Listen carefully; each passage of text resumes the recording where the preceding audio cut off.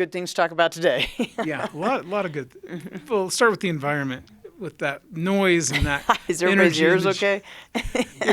How nice is that as a change of pace, just to play? It was so. I do think it had a lot to do. I think there were two things that had a lot to do with us finally starting well. Ready, high energy.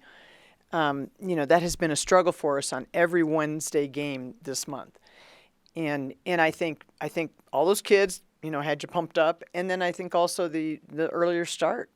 They didn't have that long day kind of beating them up, but it was really fun to have all those kids, and it was great to. I hope they come back. I hope they had a good time and want to come back and keep supporting the team. I'm not sure my eardrums can handle anymore. I mean, the free throws were just like, oh my gosh. I was kind of worried about everybody, but it was fantastic. Yeah. And then, everything clicked in the game. I guess, from your perspective, what led to that kind of formula with everything going right? I think it was, there were a couple things that were especially impressive. It's not that we haven't had good runs like that against Utah State or other teams. It was that we kept it up. We did not let up. We didn't have, a series of foolish turnovers. We had one kind of stretch there, but for the most part, we took care of the ball. We found the best person to shoot the ball. Everybody was ready to shoot the ball. We went back down to the other end and dug in defensively and stayed focused and stayed dialed in and did it without fouling. And so I think the combination of, they were struggling and they've had a rough season. And as long as we kept putting a mountain in front of them instead of making them feel like this was a hill they could get over, we kept the mountain in front of them. And sometimes, when you're struggling like that as a program and all you see is a mountain in front of you, it gets hard. It gets hard to stay with it. And I think they just kind of just withered a little bit, So. And then, you've talked about this, probably the most talented freshman class you've had. You mentioned that a few times. They set a couple of records today with Keeley, the most threes, and then Jada, most rebounds. It's kind of nice to see the numbers going with kind of your evaluation from the beginning. Well, I mean, Jada McNabb, it's a rebounding machine. And I thought she had a great overall game. I thought that's one of her best overall games. Both, defensively and on the boards and everything. Really good time of year to have Keeley start to feel her shot back again. Thank goodness, because we need her, the firepower she represents coming off the bench. But I wish there was a statistic for what Alexis does. How'd you like to be a freshman and have to guard the best kid on the other team night after night after night after night? And that's what we've asked her to do. And she just goes out there and keeps working at it and keeps working at it. And to have somebody with that kind of size, that kind of strength, very good, basketball IQ. They're all invaluable to us. They all bring something so special to the table, and that's, their gifts are in the exceptional. And then, their particular gifts are in the exceptional range. Got a lot of other things they got to work on in terms of their basketball game, and that's why they'll keep getting better.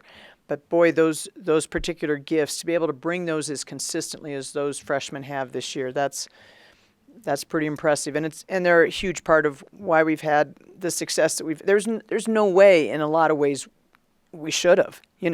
When you consider how young we are, and what we've dealt with in a time when the conference is at a very high level of experience. And to have these guys come out here and win 14 games, they've done and it's been because those freshmen have just answered the call so much. Yeah, the 7 conference wins are tied for top 10 in Air Force history, men's or women's, in the conference. It'd be nice to get another one. I think 10 was our top. I think 10 was the most we've ever gotten. Or 11. Oh, was it 11 that year? Yeah. And then last year, I think we had 8 last year. Yeah, might have had. But I think that shows the inherent challenges you guys face when 7 and 10 is no question. But the other record, Milani, the all-time single-season scoring record. That's a pretty big deal because Kaylin Emmel Yeah, we've had had that long runway, and then she had a strong senior year, and same with Riley. Like, does that surprise you that Milani a is? little bit, yes, because I thought, to me, Riley Snyder was a scoring machine. Kaylin Emmel was certainly very talented, and she would have really big nights. I think it's been Milani's consistency, and she had a couple of tough games there, but for her to pull herself together and pull herself out of it. I mean, it's just as a sophomore, it just shows the level of her maturity and her mental toughness, and I'm just really happy for her that she got the record, and like I am a little surprised because I do think about those other kids as being such big scores, and there were some big scores before I came here. There, Ramey Beck and Diamond James. Yeah, I mean they had some kids that could play. So for her to have that status as a sophomore, wow, that's good for her. And she's been a huge part of any success we've had this year too. When do you think she kind of developed that scorer's mentality? Because I know she showed it in flashes last year, but obviously that wasn't her role. But when did it become that? That's a good question because it's not like we said, Lonnie, you got to score. It's not like we we don't design plays necessarily for anybody. We have a few looks that, hey, we want to get the ball to so and so, but not having any overpowering offensive players. The thing that's impressive about Milani is that she creates so many of her own shots. And in some ways, her having the ball in her hands that much as the point guard has actually contributed to her ability to score it. Although, when Joe was out there, and Joe being a true point guard, that ball always got to the person who should have been shooting it.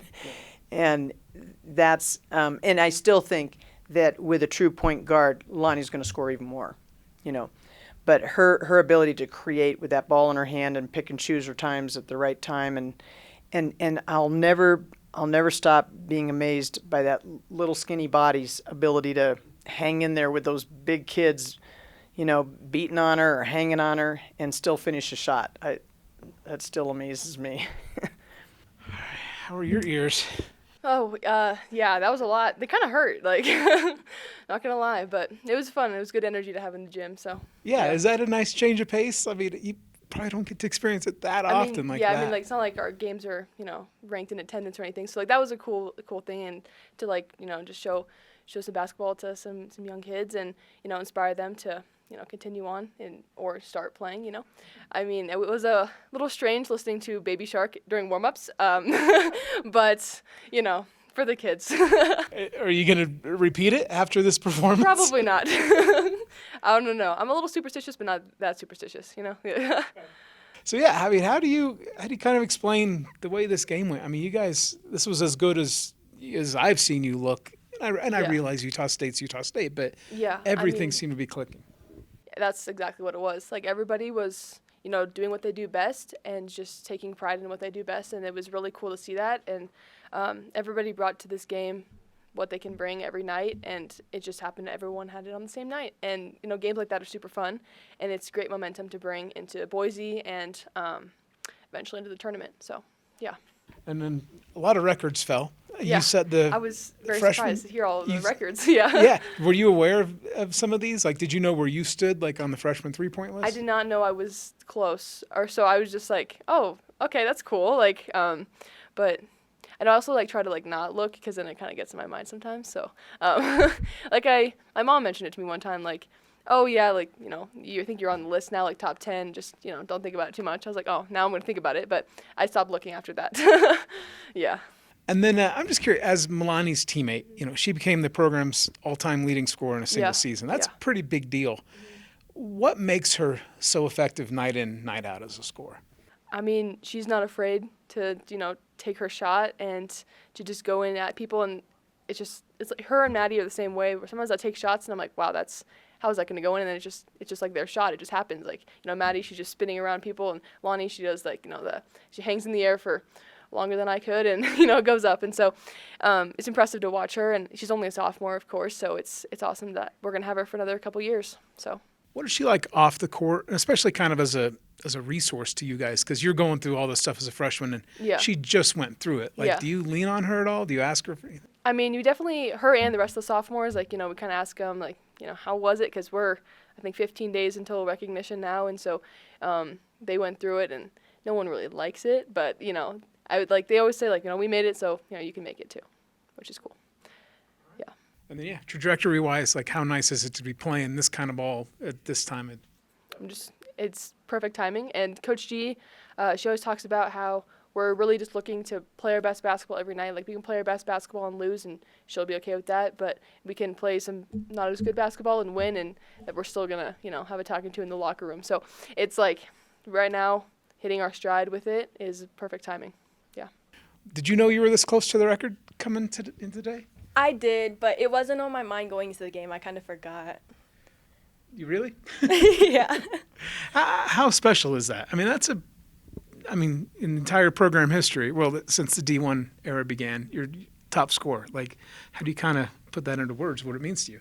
I don't think you can put it into words, or I can put it into words. I just feel so blessed and thankful just that I have this opportunity and that I'm in this position. At what point did you know that this was your role, like, for the long haul, as opposed to, you had some games where you finished really strong and did some things here and there, but when did you know consistent scoring was going to be what you needed to provide? Well, during the summer when I went home, my dad and I worked really hard, just bettering my talents and everything. So we had a conversation, and he basically told me that I need to take this role, and I just tried my best, and it paid off. And tell me about the atmosphere in there today with all that noise. And was it cool to be part of that? That has been my favorite game so far. It was amazing. I loved it. And then the way the team, I mean, everybody kind of contributed in their own way today. And you guys, and I realize it was against Utah State. But to have everything clicking in this way at this time of the year, what does that mean kind of going forward? I think it instilled confidence in a lot of my teammates. I'm just so proud of everyone, and that everyone got the opportunity to contribute their talents and everything. And it put us on a high, and I think it gives us the confidence to go and play Boise and just do what we need to do to win.